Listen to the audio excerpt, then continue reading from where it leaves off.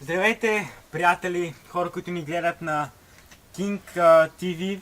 Това са разбиващи новини.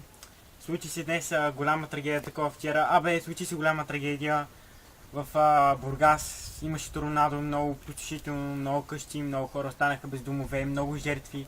Чудовищно нещо. И за да погледнем работите по-близо, да погледнем гледните точки, ние поканихме един свидетел на станали ужас в така нареченото Кубратово. Кубратово ли беше? Бургас. Какво нещо става на камерата? Да. Пак. Не, снимаш. И както казах, довели сме свидетел. Ела, моля. Детето ми, децата умряха. Жена ми се блъсна. Катастрофира с колата. Чакайте, успокойте се, как се казва? Дори от стрес не знам, забравя. От стрес човека е забрал. Какво само се случва по дяволите? Значи, за да помогнете на този човек, който дори не помни името си, който е преживял такава трагедия и жена му се е джаснала там, останал без деца. Може ли въпрос? Какъв? Какво беше човек?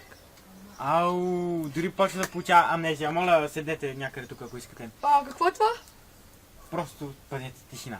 За да помогнете на тези хора с опустошени домове, изобщо които са пострадали от бедствието, може да се обадите на телефон 15-20 хиляда и да дарите 120 и да дарите някаква сума, да знаете, че за обаждането се плаща 5 лева на 10 секунди. Да, 5 лева на абоната Глобо, мога да кажа само, мерси сме подсети. И на МТЛ 20 лева. Шегувам се.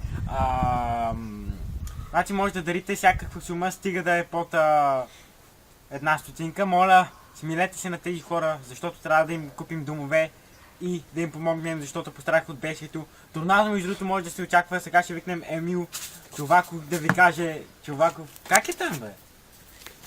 Да, бе, Чуваков. Да каже каква е прогнозата специално за King TV. Сега ще дойде.